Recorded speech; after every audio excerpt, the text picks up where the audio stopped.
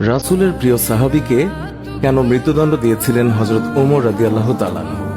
পিতাকে হত্যার অপরাধে তার দুই পুত্র এক যুবককে টেনে হিঁচড়ে খলিফা ওমর রাদিয়াল্লাহু তাআলা আনহুর দরবারে এসে হাজির হল।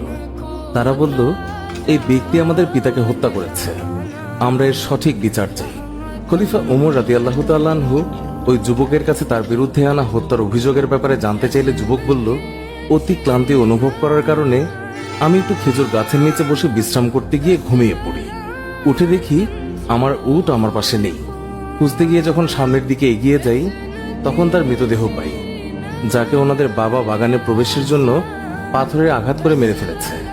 এই বিষয়ে যখন আমি তার সাথে কথা বলতে যাই তখন অনেক কথা কাটাকাটি হয়েছিল এবং বাকবিতণ্ডার এক পর্যায়ে আমি তাকে পাথর দিয়ে আঘাত করে ফেলি, যার ফলে তিনি মারা যান, যা ছিল সম্পূর্ণ অনাকাঙ্ক্ষিত একটি ঘটনা। এর জন্য আমি ক্ষমা চাইছি। বাদীরা বলল, আমরা মৃত্যুদণ্ড চাই। হযরত ওমর রাদিয়াল্লাহু তাআলা আনহু বললেন, উটের বদলে তো তুমি একটা উট নিলেই তো হতো, কিন্তু তুমি বৃদ্ধকে হত্যা করেছ, হত্যার বদলে হত্যা। এখন তোমাকে মৃত্যুদণ্ড দেয়া হবে। তোমার কোনো শেষ ইচ্ছে থাকলে বলতে পারো।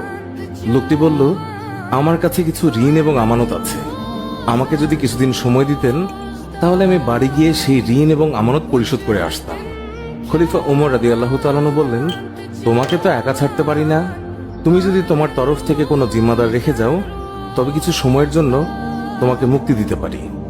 যুবক তখন দুঃখিত হয়ে বলল, এখানে সবাই আমার অপরিচিত, না কেউই আমাকে চেনে না, আমিও কাউকে চিনি না, সুতরাং আমার জামিনদার হবার মতো কেউ নেই। তখন হযরত আবু যর গিফরি সবার মধ্যে দিয়ে বললেন, হুজুর, আপনার যদি অনুমতি থাকে তবে আমি হতে চাই যুবকের জমিনদার।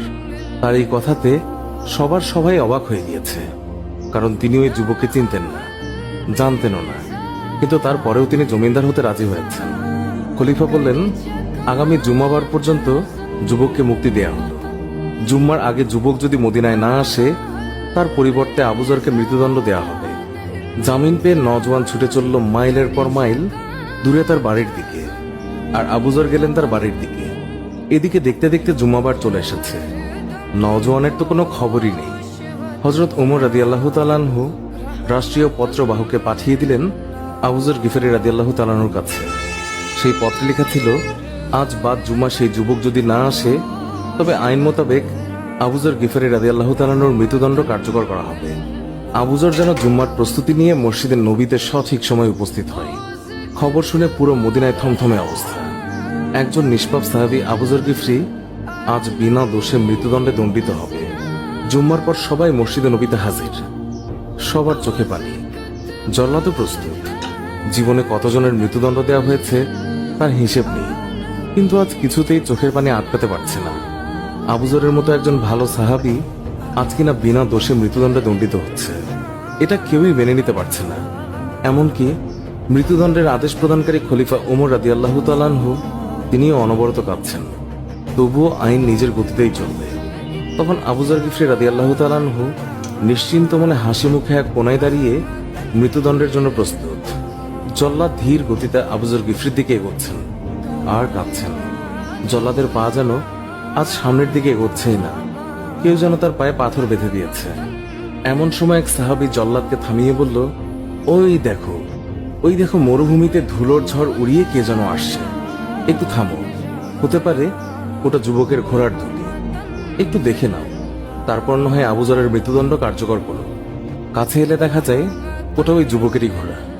যুবক বলল, হুজুর, বেয়াদবি মাফ করবেন, পথে যদি ঘোড়া পায়ে ব্যথা না পেত তাহলে সঠিক সময়ে এসে পৌঁছাতাম। বাড়িতে আমি একটুও দেরি করিনি। গচ্ছিত আমানত এবং ঋণ পরিশোধ করে বাবা মা এবং নববধূর কাছে সব খুলে বলে মৃত্যুর প্রস্তুতি নিয়ে তাদের কাছ থেকে চির বিদায় জানিয়ে মদিনার উদ্দেশ্যে রওনা হই। এখন আবু যর ভাইকে মুক্ত করে দিন আর আমাকে মৃত্যুদণ্ড দিয়ে পাপ মুক্ত করুন। রোজ হাসরের ময়দানে নিজেকে খুনি হিসাবে আল্লাহর সামনে পেশ করতে চাই না। চারিদিকে থমথমে অবস্থা, কি হতে চলেছে? যুবকের ফিরে আসাটা যেন হতবাক করে দিয়েছে সবাইকে। খলিফা ওমর রাদিয়াল্লাহু তাআলা আনহু যুবককে বললেন, তুমি জানো তোমাকে মৃত্যুদণ্ড দেয়া হবে, তারপরেও কেন ফিরে এলে? উত্তরে সেই যুবক বলল, আমি ফিরে এসেছি যাতে কেউই বলতে না পারে যে এক মুসলিম আরেক মুসলিমকে সাহায্য করতে এসে নিজেই বিপদে পড়েছে। এবার হজরত উমর রাদিয়াল্লাহু তাআলা আনহু হজরত আবু যরকে জিজ্ঞাসা করলেন, আপনি কেন না চেনা সত্ত্বেও এমন একজনের জামিনদার হলেন? উত্তরে আবু যর গিফরি বললেন, পরবর্তীতে কেউ যেন বলতে না পারে এক মুসলমান বিপদে পড়েছিল, কিন্তু অন্য মুসলমান তাকে সাহায্য করতে আসেনি। এমন কথা শুনে বৃদ্ধের সন্তানদের মধ্যে একজন হঠাৎ করেই বলে উঠল, হে খলিফা, আপনি ওনাকে মুক্ত করে দিন, আমরা তার উপর করা দাবি তুলে নিলাম। হজরত উমর বললেন, কেন? উত্তরে সে বলল, কেউ যেন বলতে না পারে এক মুসলমান অনাকাঙ্ক্ষিতভাবে ভুল করে তা স্বীকার করার পরেও অন্য মুসলমান